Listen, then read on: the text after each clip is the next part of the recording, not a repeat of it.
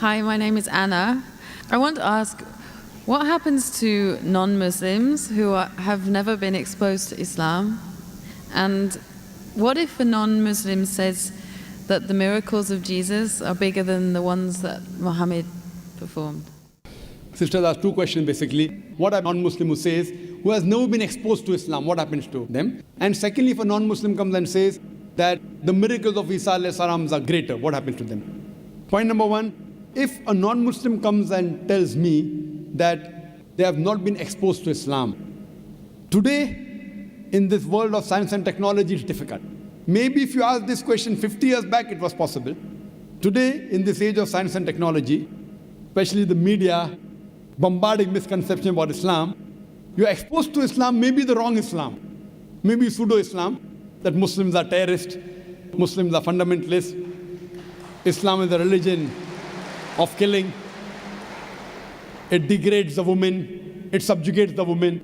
They may be exposed to Islam, but wrong Islam. Now what happens to a non-Muslim who's not exposed to the right teachings of Islam? I feel if a non-Muslim hears something in the media, or any human being hears something in the media, he should not take it for granted. The Quran says in Surah Hujurat, chapter 49, verse number 6, whenever you get information, check it up before you pass it on to the third person. Whenever you get information, it is important that the person checks up whether the information is right or wrong. As far as the message of Islam is concerned, what if a non-Muslim may be living in an island, maybe living in Timbuktu, or living somewhere where he doesn't have any knowledge of Islam? First, it's the duty of every Muslim to convey the message to non-Muslim, irrespective whether we convey or not. Allah says in the Quran in Surah Fusilat, chapter number 41, verse number 53, Allah says, سَنُورِيهِمْ آيَاتِنَا فِي الْآفَاقِ وَفِي أَنفُسِهِمْ حَتَّى يَتَبَيَّنَ لَهُمْ أَنَّهُ. That soon we shall show them our signs in the furthest regions of the horizons until it is clear to them that this is the truth.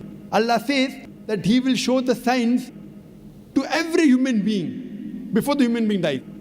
He will show His signs in the furthest regions of the horizons until it is clear to them that this is the truth. So Allah takes it up upon Himself that He will convey this message to each and every human being, whether he's born in a Muslim family or non-Muslim family, whether he's born in a Muslim land or non-Muslim land. Allah will give this message to every human being. That's the reason there were some surveys done in 1950 in two tribes. Now these two tribes, the Kapauku tribe and the Australian Aborigines, these two tribes did not come in contact with modern civilization till as late as 1950. When the researchers went and tried to find out what was their way of life, these people, they believed that God was one. They believed He alone should be worshipped. They believed He did not beget anyone. They did the sajda, they did prostration for worshipping that God. It was everything of Islam but in name. So when no external influence comes on a human being, that person submits his will to God. That's the reason our beloved Prophet Muhammad said, every child is born in Deen al-Fitr. Every child is born in the innate religion. He is born as a Muslim. Our beloved Prophet Muhammad said, every child is born as a Muslim. Muslim means a person who submits his will to God. Later on, that person may be influenced by his parents, by his teachers, by his elders. He may start doing fire worship. He may start doing idol worship. And then may deviate on the wrong track. That's the reason when a non-Muslim accepts Islam, the more appropriate word is revert.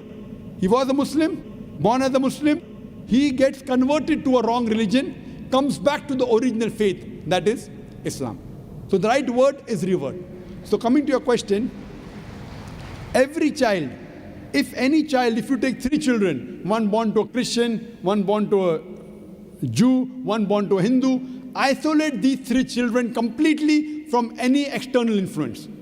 And when they grow up and you try and find out what is their way of life, it will be nothing but Islam. Only after external influence, they start deviating and worshipping wrong things and having wrong ideas. This is scientifically proven. Furthermore, sister, where your second question is concerned, that what if someone doesn't know Islam and thinks that Jesus Christ did miracles? I do agree Jesus Christ did miracles. But, sister, miracle is not the test. If you believe in Jesus Christ, peace be upon Him, if you read in the Bible, Jesus Christ, peace be upon Himself, says in the Gospel of Matthew, chapter number 24, verse number 24, it says that, for there shall arise many false Christ and false prophets, and will do wonders and miracles, and if it were possible, shall deceive the very elect. So Jesus Christ, peace be upon him, says miracle is not the test. There shall arise many false Christ and false prophets, and shall do wonders and miracles, and if it were possible, shall deceive the elect. That means Jesus Christ, peace be upon him, says miracle is not the test. Miracle does not make a person a god. Miracle does not make a person superior, because all the miracles that were done by all the prophets were done by Almighty God himself. All the miracles. All the miracles done by Moses, the parting of the sea, when he threw the stick, it became into a snake. It was done by Almighty God. All the miracles that Isa alayhi salam, Jesus Christ, peace be upon him, did were done by Almighty God. Same with Prophet Muhammad, peace be upon him, splitting of the moon were done by Almighty God. I would like to tell you that Islam is the only non-Christian faith which makes it an article of faith to believe in Jesus Christ, peace be upon him. No Muslim is a Muslim if he does not believe in Jesus Christ, peace be upon him. We believe that he was one of the mightiest messengers of Almighty God. We believe that he was the Messiah, translated Christ. We believe that he was born miraculously without any male intervention, which many modern day Christians today do not believe. We believe that he gave life to the dead with God's permission. We believe that he healed those born blind and lepers with God's permission. The Christians and the Muslims, we are going together. But one may ask, then where is the parting of ways? The parting of ways is that most of the Christians, they believe that Jesus Christ, peace be upon him, was Almighty God. They believe that Jesus Christ, peace be upon him, claimed divinity. In fact, if you read the Bible, there is not a single unequivocal statement in the complete Bible where Jesus Christ, peace be upon him, himself says that I am God, always is worship me. If, sister, you can point out any unequivocal statement, any unambiguous statement from any version of the Bible in which Jesus Christ, peace be upon him, himself says that I am God, always says worship me, I am ready to accept Christianity today.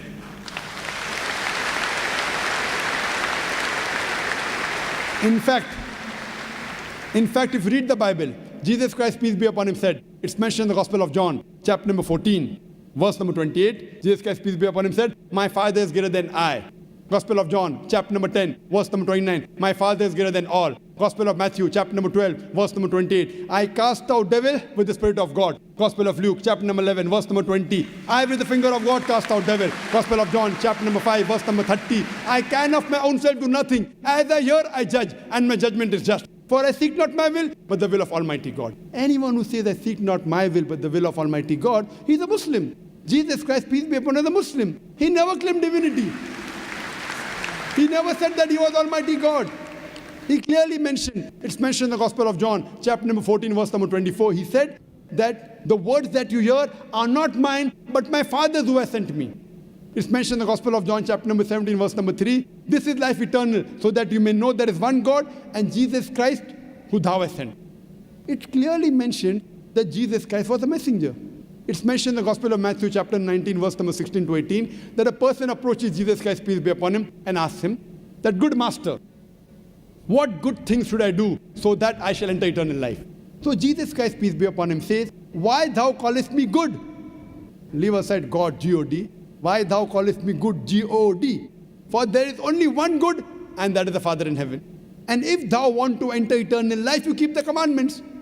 Jesus Christ didn't say that if you want to enter eternal life, if you want to go to paradise, believe I'm God. He didn't say that you believe that I died on the cross for your sins. What he said, if you want to enter eternal life, if you want to enter paradise, you keep the commandments.